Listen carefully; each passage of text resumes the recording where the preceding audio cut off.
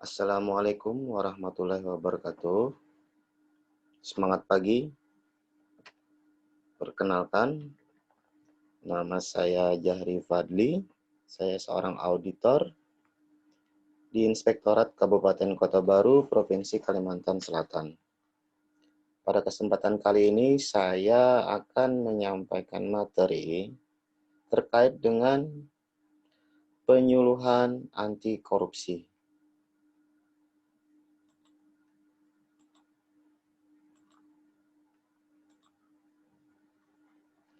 Jadi materi yang saya sampaikan kali ini terkait dengan upaya kita dalam rangka mencegah dan memerangi korupsi yang ada khususnya di negara kita, negara Republik Indonesia. Sebelum memulai memberikan paparan, saya akan menjelaskan tentang biodata saya. Nama saya Jahri Fadli. Saya auditor Inspektorat Kabupaten Kota Baru, Provinsi Kalimantan Selatan.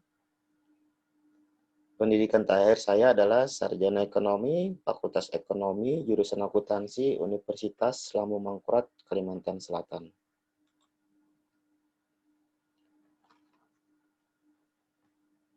Langsung ke pengertian korupsi. Jadi ada beberapa definisi yang memang untuk menjelaskan apa sih itu sebenarnya korupsi.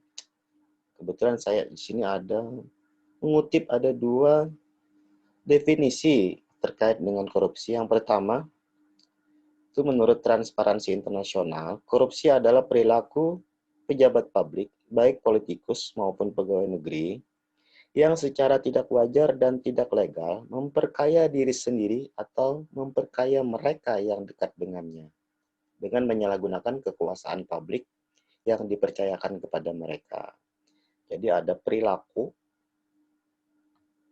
yang tidak wajar, tidak legal, memperkaya diri sendiri ataupun orang lain dengan menyalahgunakan kekuasaan. Yang kedua, definisi berdasarkan pasal 33 Undang-Undang Nomor 31 Tahun 99, Junto Undang-Undang Nomor 20 Tahun 2001 tentang tindak pidana korupsi. Setiap orang yang dengan tujuan menguntungkan diri sendiri atau orang lain atau suatu korporasi menyalahgunakan kewenangan, kesempatan, atau sarana yang ada padanya karena jabatan atau kedudukan yang dapat merugikan keuangan negara atau perekonomian negara. Sama dengan ini di atas ada tiga, ada perbuatan melawan hukumnya ataupun perilaku melawan hukum, memperkaya diri sendiri ataupun orang lain. Yang ketiga adalah merugikan keuangan negara. Sikap apa yang harus kita ambil terkait dengan korupsi? Jelas, katakan tidak pada korupsi. Jadi berdasarkan Undang-Undang Nomor 31 Tahun 99, Junto Undang-Undang Nomor 20 Tahun 2001, itu korupsi dirumuskan ke dalam 30 bentuk atau delik jenis tindak pidana korupsi. Dijelaskan dalam 13 buah pasal yang menerangkan secara terperinci mengenai perbuatan yang bisa dikenakan pidana penjara karena korupsi. Terus nanti dikelompokkan lagi menjadi 7 jenis. Artinya dari 30 tadi ada beberapa yang memang bisa dikelompokkan jadi 7. Yang pertama itu adalah kerugian keuangan negara, jelas. Kerugian keuangan negara di sini terkait dengan akibat dari adanya tindak pidana korupsi yang dilakukan oleh seseorang ataupun kelompok orang. Yang kedua adalah tindak pidana korupsi suap menyuap. Jadi suap menyuap di sini bukan suap menyuap orang dalam rangka kasih sayang, misalnya orang lagi nikahan atau lagi manten, tapi suap menyuap di sini terkait dengan pemberian uang atau barang ataupun janji kepada seorang penyelenggara negara untuk melakukan atau tidak melakukan sesuatu sesuai dengan kewenangannya. Yang ketiga, penggelapan dalam jabatan. Jadi penggelapan ini yang di sini ini bukan penggelapan dalam rangka gelap-gelapan mati lampu atau apa, tapi memang tindakan yang dilakukan seseorang terkait dengan jabatan yang dipegangnya atau dijabatnya, dan itu akan mengakibatkan adanya attitude atau kelakuan yang memang untuk memperkaya diri sendiri tadi, ataupun orang lain, tapi dalam rangka jabatan. Yang keempat, pemerasan. Jadi pemerasan di sini bukan memeras kelapa atau apa yang buat diambil santannya ya. Tapi pemerasan ini adalah upaya yang dilakukan oleh seseorang dengan memanfaatkan jabatannya untuk mengambil keuntungan, seperti contohnya misalkan orang sedang ngurus izin tuh, izin usaha atau apa. Karena si pejabat tadi berwenang untuk memberikan izin, tanda tangannya di dalam dokumen izin, dia meminta imbalan ataupun misalnya baik berupa uang ataupun barang kepada orang yang mengurus izin. Itu contohnya. Lanjut, perbuatan curang. Jadi perbuatan curang di sini bukan curang dalam permainan atau apa, tapi curang di sini adalah fraud, artinya ada upaya untuk melakukan suatu kecurangan terkait dengan upaya memperkaya diri sendiri ataupun orang lain tadi. Contohnya untuk kecurangan agak susah, karena memang praktek kecurangan ini khusus. Dia tidak seperti kayak orang biasa. Orang yang melakukan kecurangan biasanya expert atau ahli di bidangnya. Dia bisa melakukan kecurangan karena memang dia paham seluk-beluk tentang suatu organisasi misalkan. Terus untuk perbuatan curang ini dia tidak bisa melakukan sendiri, biasanya bersama-sama dengan orang lain karena memerlukan kerjasama untuk bisa mengakali sistem. Gitu. Lanjut ke 6, benturan kepentingan dalam pengadaan. Jadi contohnya seorang pejabat pengadaan di sebuah SKPD ataupun OPD, dia juga menjadi penyedia jasanya. Jadi contoh-contoh misalkan ada pengadaan laptop atau apa, ditunjuklah CPA misalkan untuk menjadi penyedianya. Padahal CPA ini dia juga atau istrinya ataupun keluarganya, sehingga dalam proses penunjukan penyedia jasanya tidak sesuai dengan prosedur. Artinya ya dia yang ngadain, dia juga yang untungnya gitu kan. Dia yang minta barang, dia juga penyedianya. Lanjut, nah ini yang nomor 7, gratifikasi. Gratifikasi ini biasanya paling mentok udah kalau istilah kita itu, gratifikasi ini seperti kayak lokomotif, induknya dia. Dari gratifikasi inilah muncul 6 yang lain itu tadi. Bisa ada suap menyuap, bisa penggelapan dalam jabatan, bisa pemerasan, bisa perbuatan curang, bisa juga benturan kepentingan dalam pengadaan. Contoh, benturan kepentingan dalam pengadaan. Dia acara mantenan, mungkin anak atau apa. Datang tamu ngasih hadiah tuh, motor, mobil atau apa. Hadiah gitu kan ceritanya. Beberapa bulan kemudian yang ngasih motor atau mobil tadi datang tuh ke kantor. Coy, katanya bisa. Aku kebetulan ikut tender nih, kan ada pengadaan di kantor kamu. Tolonglah, nanti kan kemarin udah kasih mobil tuh. Ya kasihlah 1-2 paket gitu buat gua gitu kan. Nah gitu ceritanya. Itulah nanti benturan kepentingan dalam pengadaan terkait dengan gratifikasi tadi. Jadi gratifikasi dulu induknya tuh. Nih gratifikasi. Apa sih gratifikasi itu? Jadi gratifikasi berdasarkan pasal 12 ayat 1 undang-undang yang tipikor tadi, bahwa dimaksud dengan gratifikasi adalah pemberian dalam arti luas, yakni meliputi pemberian uang, barang, rabat atau diskon, komisi, pinjaman tanpa bunga, tiket perjalanan, fasilitas penginapan, perjalanan wisata, pengobatan cuma-cuma, dan fasilitas lainnya, baik yang diterima di dalam negeri maupun di luar negeri, dan yang dilakukan dengan menggunakan sarana elektronik tanpa sarana elektronik. Jadi jelas tuh, di pasal 12B itu, apa aja sih yang masuk gratifikasi?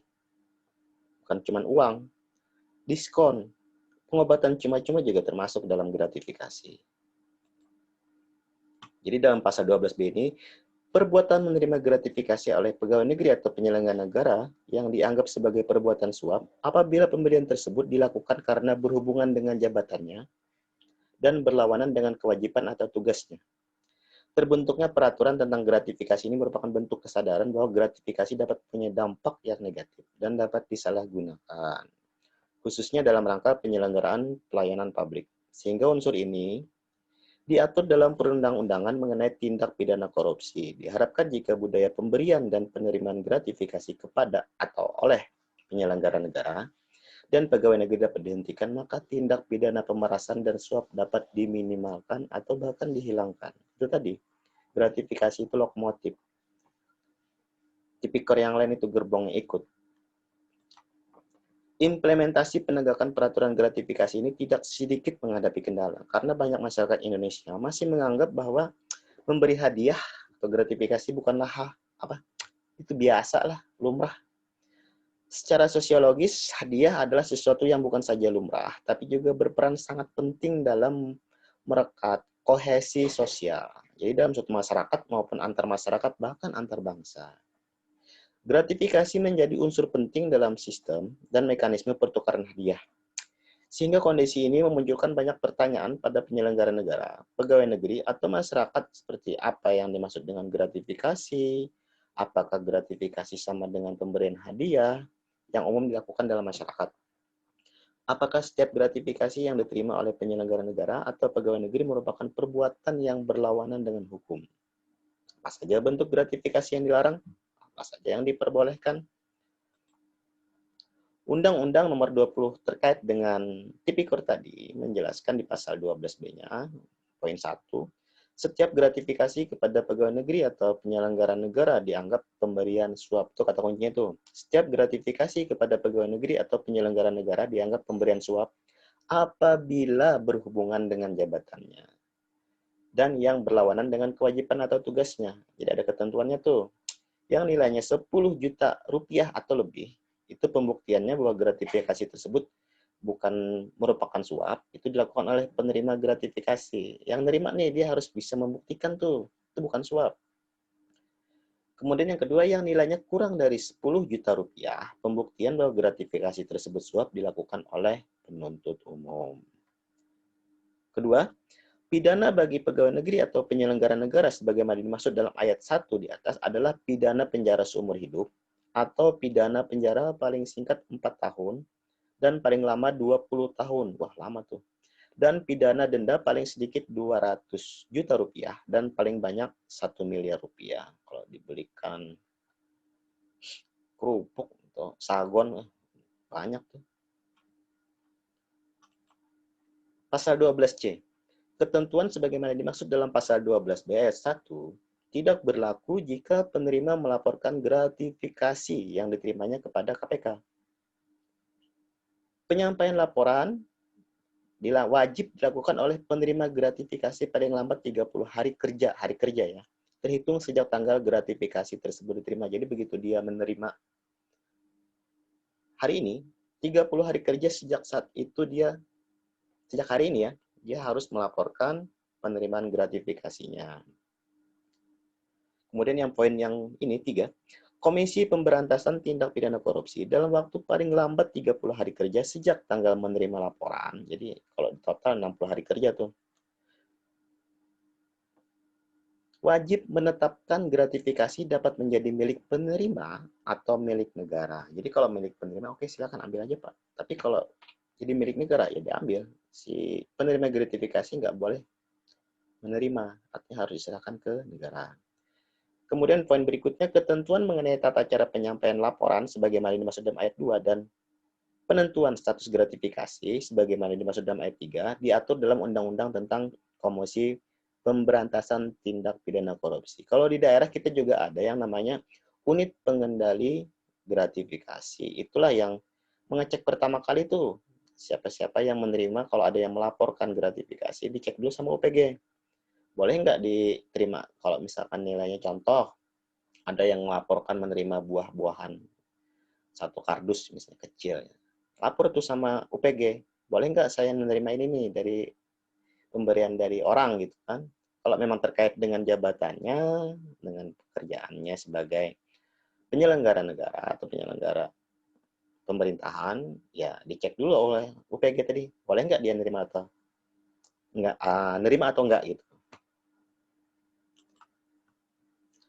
Apa yang harus kita lakukan terkait dengan gratifikasi? Yang pertama, kita harus tolak gratifikasi. Selanjutnya apa? Basmi gratifikasi, karena terkait itu tadi. Gratifikasi itu lokomotif untuk menarik gerbong-gerbong tindak pidana korupsi yang lain. Induknya tuh. Jadi ingat kata-katanya, tolak gratifikasi, basmi gratifikasi. Ada quotes nih dari saya. Tidak ada kejahatan yang sempurna. Korupsi ditutupi serapat apapun juga, pasti akan terkuak nyata. Keren ya? Nanti saya bikin patennya nih. Saya tutup dengan pantun, antar cucian ke rumah Biici. Sekian dan terima kasih. Assalamualaikum warahmatullahi wabarakatuh.